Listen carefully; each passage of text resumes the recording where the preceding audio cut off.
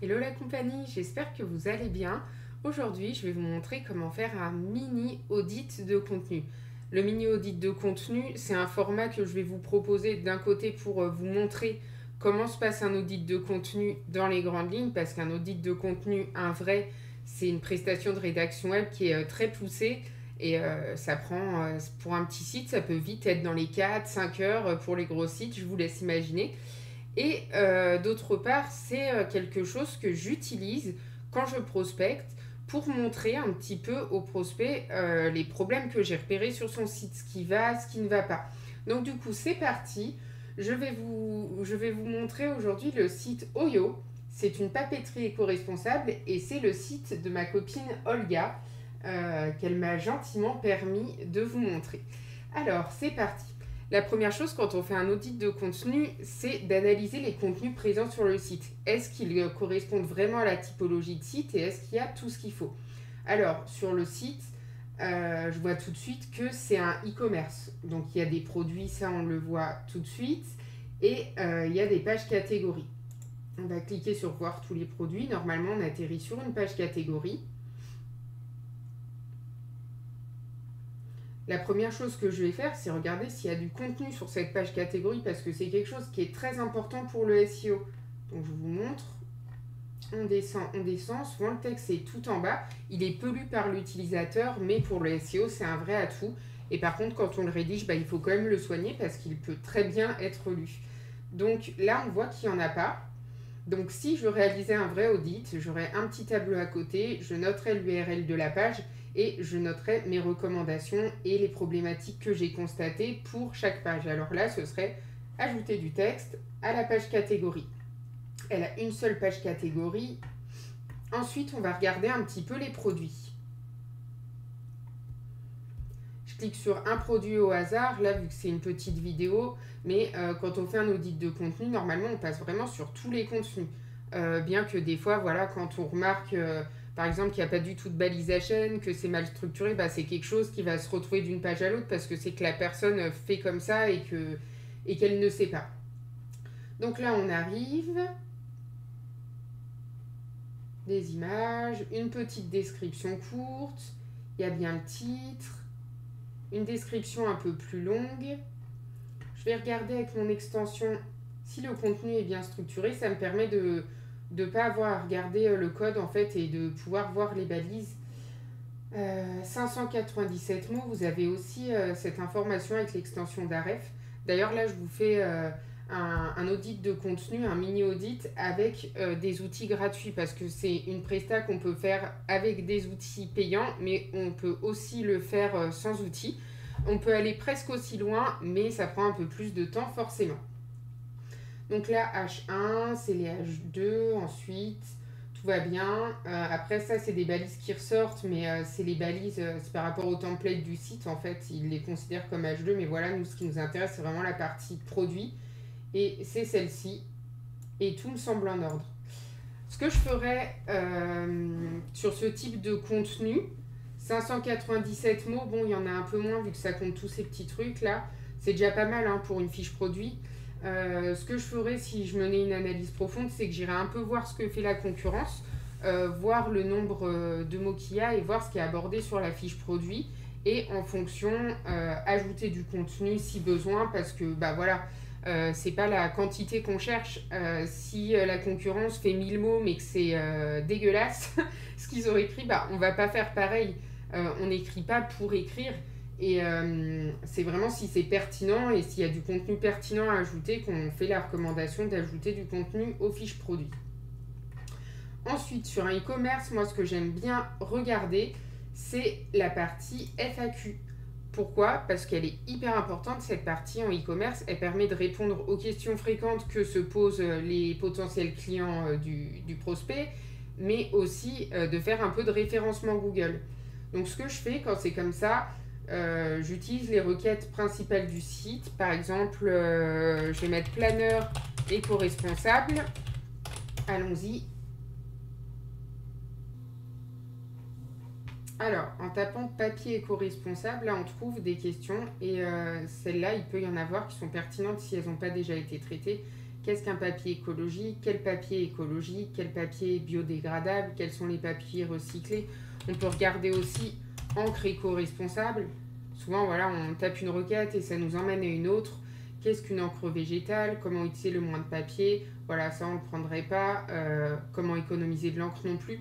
Mais ça peut vous donner des idées. Après, ça peut être des idées tout simplement logiques. Et il faut voir en fonction des recherches qui peuvent être faites, mais aussi des questions que peuvent se poser les potentiels clients du site. Donc là, les questions sont pertinentes, mais je pense qu'il pourrait y en avoir un peu plus. Là, quelles sont les délivraisons? Comment recycler le carnet? Avez-vous des labels? Quelle encre est utilisée? On pourrait par exemple parler des processus de fabrication, des différentes typologies de produits qui sont proposés, ce genre de choses, où sont fabriqués les produits. Enfin, il y a vraiment plein de choses à faire. Donc, si c'était un vrai audit, bah, c'est quelque chose que je proposerais aux prospects. Ensuite, je crois qu'il n'y a pas de blog. Il n'y a pas de blog et c'est assez important parce que voilà, c'est des... en e-commerce, les e-commerçants, ils ne vont pas mettre des produits systématiquement tous les jours. C'est normal. Et pour le SEO, bah, il faut apporter du contenu frais régulièrement. Donc, c'est la meilleure manière de se positionner sur Google, sachant qu'en plus, sur la papeterie éco-responsable, je pense qu'il y a des tas d'articles à faire. Je pense qu'il y a plein de choses qui sont recherchées. Je vais essayer quelque chose, on va regarder.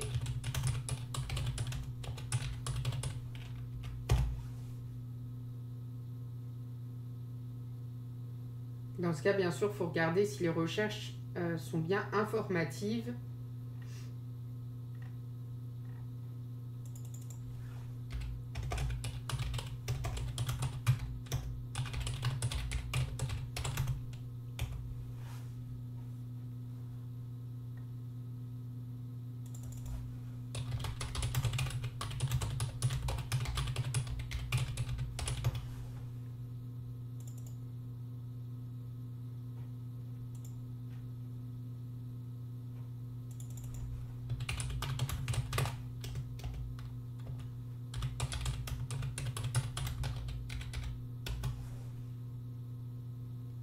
Donc là, vous voyez, on tombe, il y a quand même des sujets à faire pour un blog. Encre écologique, quelle alternative? Ça peut donner plein d'idées. Quelle alternative à l'encre traditionnelle? Encre, je ne sais pas comment ça s'appelle, encre synthétique, je pense, ou végétale. Bon, là, je ne vais pas pondre des idées d'articles de blog en 5 minutes, mais il y a plein de sujets qui tournent. Là, quand on n'a pas d'outils, c'est vrai que ça peut être un peu laborieux de chercher. Il y a Google Ads, il y a Ubersuggest, il y a Answer the Public. Enfin, il y a plein de choses qui peuvent vous permettre d'aller quand même un peu plus loin gratuitement. Mais pour le coup, c'est vrai que quand on veut aller loin dans ce sens, c'est mieux d'avoir un outil payant comme Rank-Explorer ou SEMrush qui va permettre de voir plein de choses au niveau des mots-clés. Après, quand c'est un mini-audit pour la prospection, il n'y a pas forcément d'intérêt à aller si loin. Là, l'idée, c'est de vérifier s'il y a quand même des recherches qui sont faites dans le sens que vous voulez pour savoir s'il y a un intérêt à proposer un blog. Parce que proposer un blog pour proposer un blog, tous les sites n'ont pas besoin d'un blog. Ensuite, je retourne sur la papeterie. Je vais aller sur la page à propos. C'est une page où on peut mettre du contenu. Je vais voir ce qu'il y a actuellement. Alors, actuellement, il y a 555 mots. Donc, c'est pas énorme, mais c'est pas non plus catastrophique. C'est même plutôt bien. Après, là, c'est pareil, il faut faire une étude concurrentielle, en fait. Il faut voir si les autres acteurs du secteur ont des pages à propos. Si oui, qu'est-ce qu'ils mettent dedans? Quel est le volume qu'il y a dessus? Enfin, il y a plein de choses à faire. Après, au niveau du contenu en lui-même, ce qu'on va regarder, c'est les balises à chaîne, donc H1, H2, H3, etc. L'orthographe, la typologie, le style. Vérifier si le contenu correspond bien à l'intention de recherche. Par exemple, là, les fiches produits, les pages catégories, il faut que la personne se positionne sur des mots-clés transactionnels. Sinon, forcément, je l'expliquais dans une autre vidéo, les gens, soit ils vont pas cliquer, soit ils vont cliquer et se dire mais attends, c'est pas du tout ce que je cherche et ils vont partir. Donc ça, c'est vraiment très très très important. Si on ne pense pas à ça, en fait, on produit des contenus mais carrément dans le vent. Ensuite, ce que je regarde toujours, c'est si le champ sémantique est bien travaillé. Là, bah, moi, je le fais à l'œil, hein, je regarde un peu partout. Souvent, je me fais un copier-coller, je fais des recherches avec mon CTRL F. Moi, je me fais une petite liste du champ sémantique que moi, j'aurais intégré et je regarde. Je vais voir aussi ce que proposent les concurrents pour voir s'il n'y a pas des choses à côté desquelles je suis passée au niveau du champ sémantique. Enfin, voilà, il y a plein de choses à faire. La requête principale, il faut regarder. Là, à propos de la marque, bah, c'est vrai que souvent, ça peut commencer comme ça sur une page à propos. C'est le H1, si je ne me trompe pas. J'en vérifie. C'est mieux de mettre quelque chose de plus parlant où il y a vraiment la requête principale de l'activité. Donc voilà. Ensuite, ce qu'on va regarder aussi, c'est les métadonnées. J'arrête pas de le fermer, mais je devrais le laisser ouvert. Ça, c'est vraiment pénible, en fait, sans outil de regarder. Donc, vous prenez... moi, j'en ai deux. J'ai celui d'Ahref et j'ai Website SEO Checker. C'est la même chose. Ahref, il va plus loin pour certaines choses. L'autre est plus basique, mais il est bien aussi. Donc voilà, on voit qu'il y a un bon title, qu'il y a bien la description.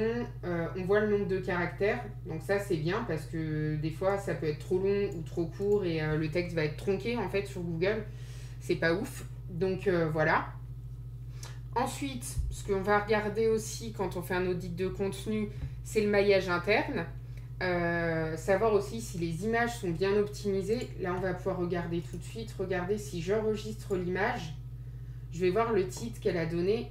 À propos, image Olga. Bon, c'est pas optimisé, mais en même temps, c'est une photo d'elle. Donc là, c'est pas très parlant. On va regarder plutôt sur le carnet de notes.